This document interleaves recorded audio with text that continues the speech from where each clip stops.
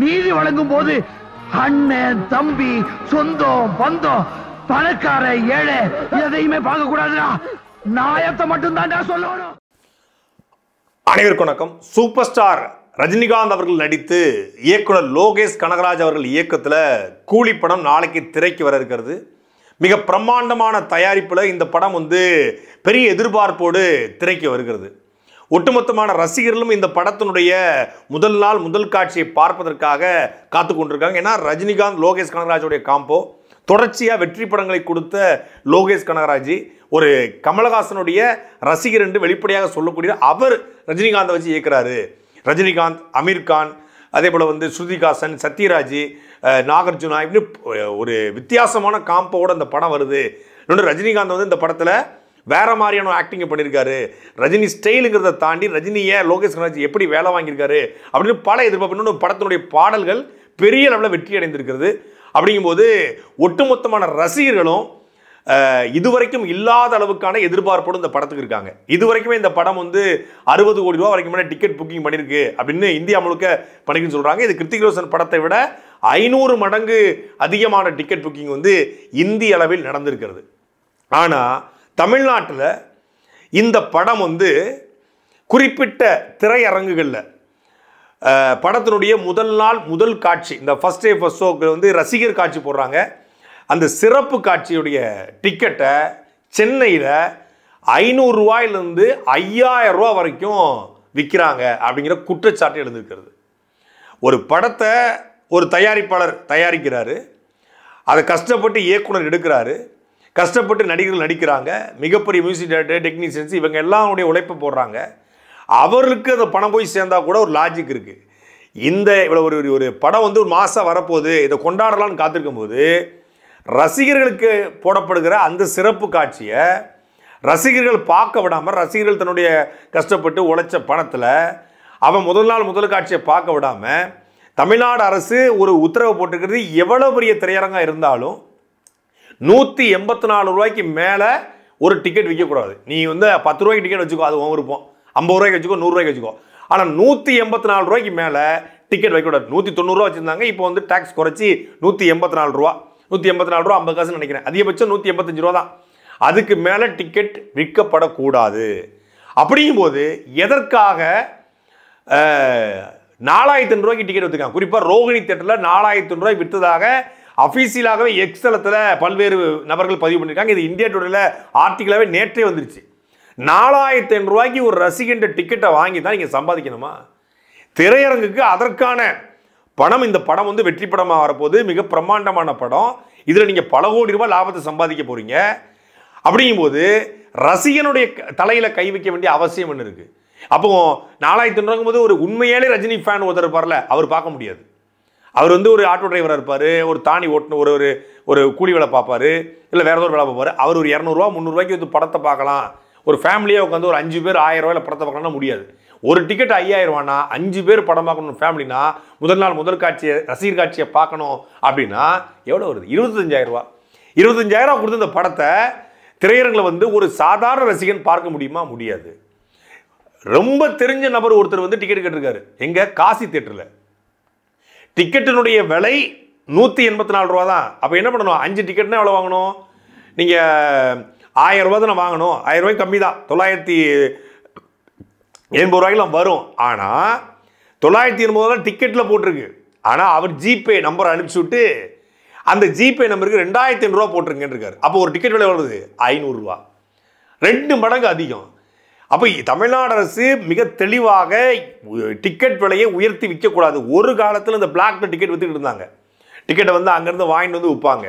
இப்போ பிளாக்ல டிக்கெட் விற்கிற நடைமுறை குறைஞ்சிக்கிறது. யாரும் அதை பெருசாக விற்கிறதில்ல, அதை அவமானப்படுறாங்க. நிறைய காவல்துறை பார்த்தாங்கன்னா உடனே பிடிச்சிட்டு போயிடுவாங்க. அதை இப்போ குறைச்ச உடனே இப்போ நேரடியாக இந்த திரையரங்கை லீஸுக்கு எடுத்து நடத்துகிறாங்க இல்லையா?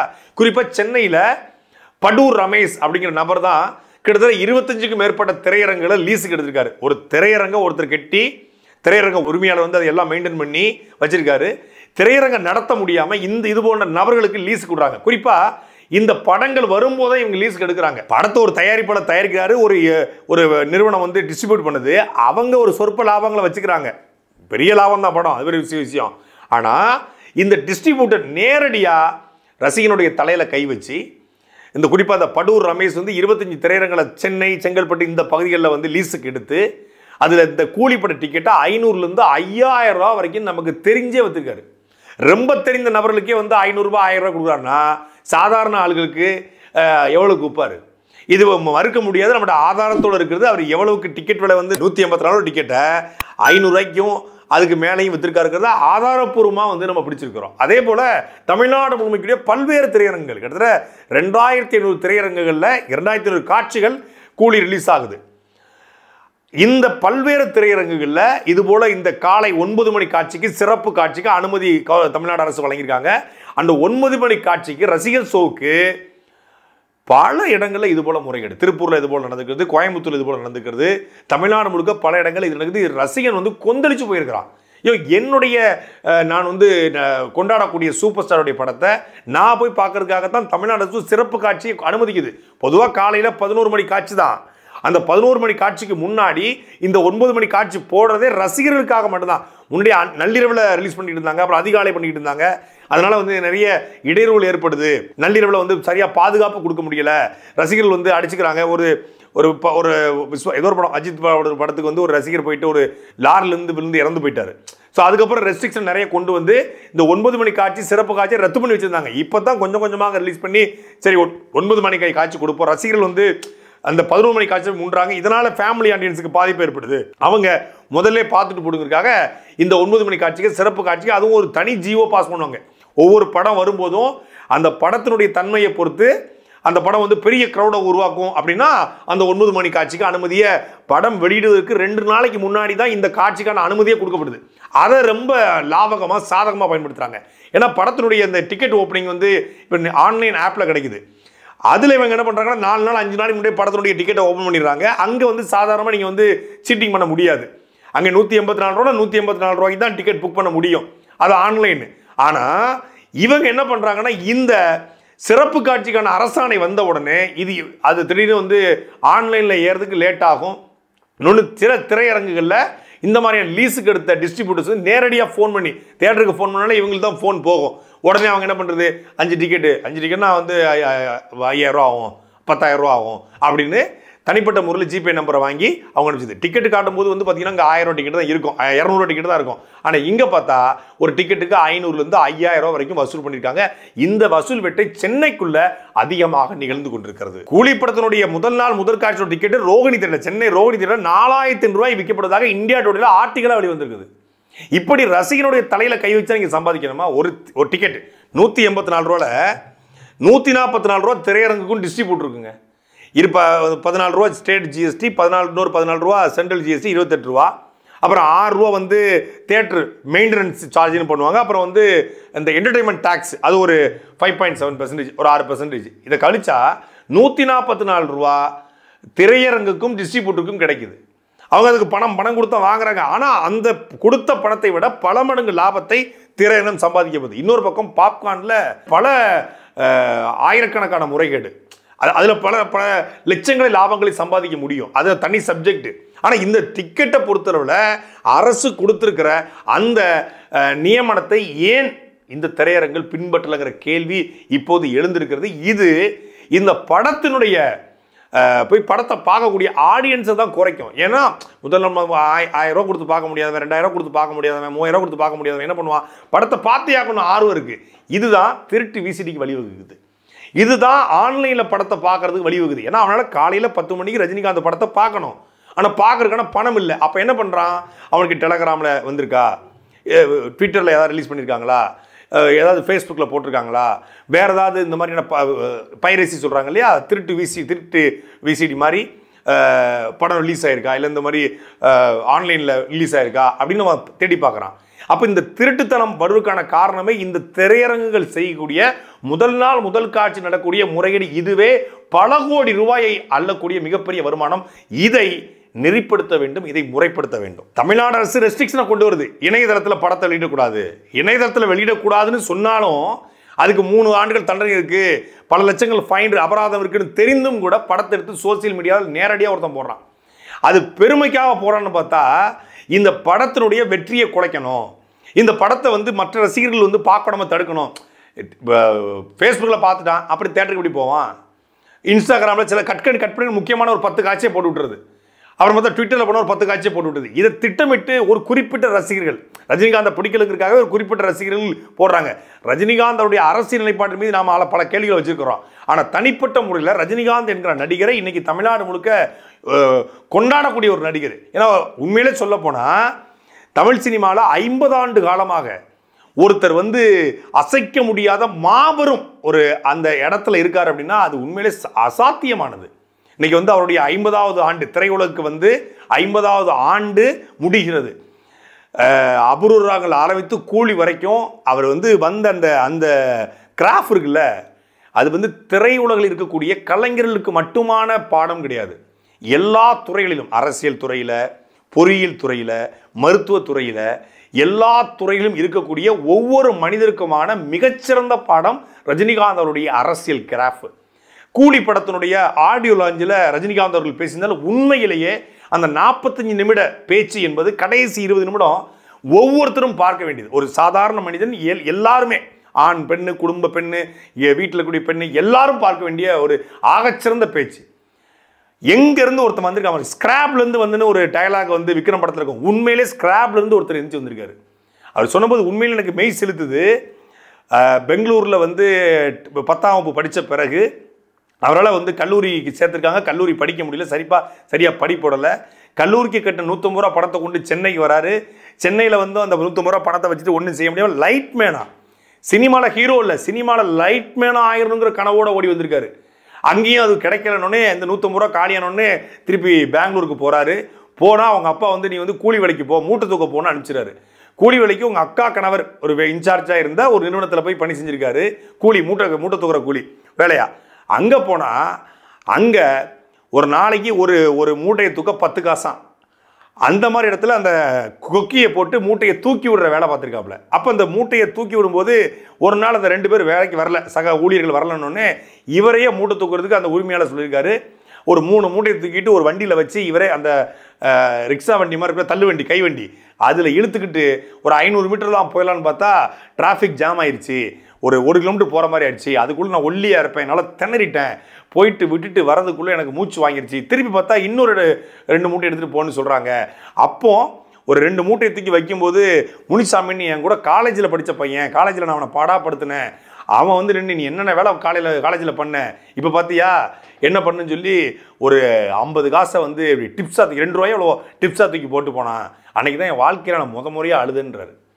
10 காசுக்காக ஒரு மூடையை தூக்கி போட்டால் 10 காசு கிடைக்கிற இடத்துலேருந்து வந்து கண்டக்டர் ஆகி அங்கேருந்து வந்து சினிமாவுக்கு வந்து ஒட்டுமொத்தமான தமிழ் சினிமா, இந்திய சினிமா, சவுத் ஏசியாவிலே ஒரு மிகப்பெரிய நட்சத்திரமாக 50 வருஷமாக ஒருத்தர் நிற்கிறாருங்கிறதே உண்மையிலே பெரிய விஷயங்க, பெரிய பாடம். ஒட்டுமொத்தமான மனிதர்களுக்கு, அதாவது இது தமிழன் அந்த அதெல்லாம் தாண்டி ஒரு மனிதர்களுக்கு, ஒவ்வொரு மனிதனுக்கும் ரஜினிகாந்தருடைய வாழ்க்கை இருக்கு இல்லையா, அது பெரிய பாடம். உண்மையிலே வாழ்க்கையை வந்து ஒரு புத்தகமாக போட்டால் பெரிய மோட்டிவேஷனாக இருக்கும். நேற்றைய இந்த கூலி படத்தினுடைய ட்ரெய்லர் மற்றும் இசை வெளியீட்டு விழாவில் ரஜினிகாந்த் அவருடைய பேச்சு என்பது ஆகச்சிறந்த மோட்டிவேஷனல் ஸ்பீச். கிட்டத்தட்ட 74 வயது, 50 ஆண்டுகள் திரை அனுபவம், எத்தனையோ நடிகர்களோட நடித்தவர். இன்னைக்கு பிஎம்லேருந்து சிஎம்லேருந்து யார் வேணாலும் அவர் ஃபோன் அடித்தா எடுத்து பேசுகிற தூரத்தில் இருக்கக்கூடியவர். ஆனால் எந்த ஈகோவும் இல்லாமல், சின்ன அகந்தை கூட இல்லாமல் ரொம்ப இயல்பாக பேசுறது. உண்மையிலே அந்த 45 நிமிஷ பேச்சு என்பது 45 நிமிஷமும் என்டர்டெயின் பண்ணார். சினிமாவில் மட்டும் கிடையாது. சினிமாவில் ஒரு காட்சி ரஜினிகாந்தர்கள் வர்றாங்க, ஒரு ஸ்டைலாக நடக்கிறாங்க, ஒரு சிரட்டு தூக்கி போடுறாங்க, ஒரு முடியது கோதுறாங்க, அதெல்லாம் தாண்டி ஒரு பேச்சில், ஒரு பேச்சாளராக பார்க்கும்போது ஒரு பேச்சில் 45 நிமிடங்களும் என்டர்டைன்மெண்ட் பண்ணணும், 45 நிமிடங்களும் ரசிக்கப்படணும். சத்யராஜ் அவர்கள் குறித்து பேசும்போதும், ஸ்ருதிகாசன் குறித்து பேசும்போதும், அந்த லோகேஷ் கனகராஜுடைய அவர் கதை சொல்லும்போது, சார் ஒரு முக்கியமான ஒரு வில்லன் வந்து ஒரு கேமியோ பண்ண போகிறார், ஒரு கேமியோ ஒன்று இருக்குது, ஸ்பெஷல் கேமியோ. அப்போ கண்டிப்பாக நான் கேமியோன்னு சொன்ன உடனே கண்டிப்பாக கமலை தான் சொல்கிறாரு அப்படின்னு நான் பறக்க ஆரம்பிச்சிட்டேன் அப்படிங்கிறாரு. கமல் வந்து தன் படத்தை நடிக்கிறத நான் பறக்க ஆரம்பிச்சிட்டேன்னு சொல்லி ஒரு சூப்பர் ஸ்டார் சொல்கிறதுக்கெலாம் வந்து உண்மையே பெரிய மனசு வேணும். எல்லாரையும் மனசு விட்டு, நான் இது வரைக்கும் பார்த்த டேரக்டர்லேயே லோகேஷ் கனகராஜ் வித்தியாசமானவர். யாருமே வந்து முதல் காட்சி வந்து ஷூட் எடுக்கிறாங்க, ஒரு பொணம் இருக்குது, பொணத்துக்கு மாலை போடுற மாதிரி ஷூட் வைக்கிறாரு. என்னையா அது இப்போ ஒரு கடவுள் நம்பிக்கை இருக்கவங்க சாமி கும்பிட்ற மாதிரி கடவுளுக்கு ஒரு கோபுரத்தை காட்டுவாங்க, இது மாதிரி பண்ணுவாங்க. இன்னும் பாடியை காட்டி பாடிக்கு மாலை போடுற மாதிரி எடுக்கிறேன் சார், அப்படிதான் சார். இதெல்லாம் ஓப்பனாக பேசுறாரு. இதெல்லாம் வந்து மனசுலேருந்து பேசுறாரு. உண்மையிலே ரஜினிகாந்த் அவர்கள் பேசும்போது இந்த குட்டி ஸ்டோரி சொல்றது, இந்த புக்கில் படிச்சு வந்து சொல்றது அப்படிலாம் இல்லை. மனசுலேருந்து இயல்பாக என்ன தோணுதோ அப்படியே பேசிட்டு போயிடறாப்புல. ப்ரிப்பேர் பண்ணி பிளான் பண்ணி இந்த இடத்துல இதை பேசினா கைத்தட்டு வரும், இந்த இடத்துல இந்த ஸ்டோரி சொல்லணும், இந்த இடத்துல இந்த பஞ்ச் பேசணும், இந்த இடத்துல இப்படி இது ஹியூமர் பண்ணணும், இந்த இடத்துல ஒரு ஸ்பேஸோடு நிறுத்தணும் அப்படிலாம் இல்லை. அவர் பேசுறாரு, அது ரசிக்கப்படுது. அவர் பேசுறாரு, கைத்தட்டி விடுது. அது பேசுறாரு, அது ட்ரெண்ட் ஆகுது. இதில் கூட சொல்லியிருந்தாங்க அவர் சர்ச்சைக்குரிய வரையில் பேசிட்டாரு. என்னன்னா வந்து இந்த பக்கம் சல்மான் கான், இந்த பக்கம் ஷாருக் கான், நடுவில் வந்து ஒரு குள்ளமா அமீர் கான் அப்படின்ட்டாரு. அது வந்து உருவக்கடை பண்ற மாதிரி ஆயிடுச்சு. அவர் அப்படி சொல்லலை. அது அவர் சொல்ல வந்த செய்தி என்னன்னா, அமீர் கான் சல்மான் கான் ஷாருக் கான் 2 பேரும் ஆஜானு பாகமா நிற்கிறாங்க. அந்த இடத்துல அவர்களை விட குள்ளமானவர் அப்படின்னு கம்பேர் பண்ணப்பட்ட அமீர் கானு தூக்கி சாப்பிட்டுட்டு போயிட்டு இருக்காரு. ஒரு படத்துல கதை கேட்பதற்கே 2 வருஷம் எடுத்துக்குவாரு அப்படின்னா இந்த படத்தை நடிப்பதற்கு எத்தனை வருஷம் எடுத்திருப்பாரு. அவர் இந்த படத்துல நடிக்க சம்மதிச்சாரு அப்படின்னு அவர் பெருமையா தான் சொல்லியிருக்காரு. அவர் வந்து இந்த 2 பேரோட ஒப்பிடும்போது ஒரு உயரத்துல குள்ளமா இருந்தாலும் அவருக்கு இணையான ஒரு டஃப் ஃபைட்டை வந்து பாலிவுட்ல கொடுத்துட்டு இருக்காரு அப்படிங்கிறது தான் ரஜினிகாந்த் அவர்கள் சொன்னாங்க. யோசிச்சு பிளான் பண்ணி பேசும்போது அது கொண்டாடப்படுது. ஆனா ரஜினிகாந்த் மனசுல பேசும்போது அவர் வந்து சர்ச்சைக்குள்ள வர பேசுறாரு. இந்த ஜோபின் அப்படின்னு ஒரு நடிகர் இருக்காரு, இந்த மஞ்சுமல் பாய்ஸ் நடிச்சவர், இந்த படத்தை ஒரு முக்கியமான கேரக்டர் பண்ணியிருக்காரு. அவரை பற்றி சொல்லும்போது கூட ஒரு முக்கியமான கேரக்டர், படம் முழுக்க அவருடைய கேரக்டர் அப்படின்னு வேற யாரையாவது போடலான்னு பார்த்தா இவரை கொண்டு நிப்பாட்டினாரு. இவர் இந்த கடை மஞ்சுமல் பாய்ஸ் நடிச்சுக்கான்னு சொன்னாங்க. ஆளை பார்த்தா வந்து ஃபால் கட்டா இருக்காரு. ஏன்னா அவரு ரஜினிகாந்த் வந்து முடி கொட்டிருச்சு.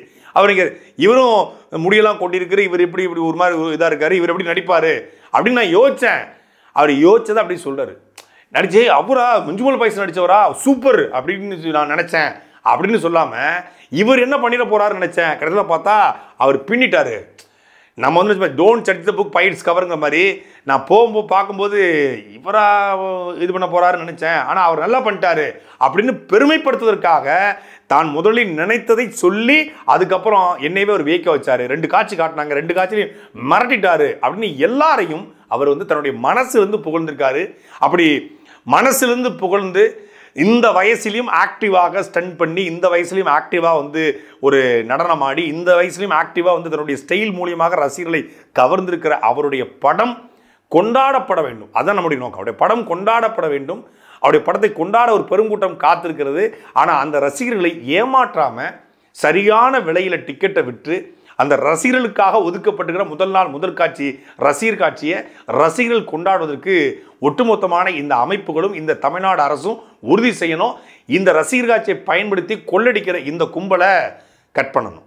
சாட்டை எடுத்து நாட்டை திருத்து, இளம் தலைமுறை தானே நீ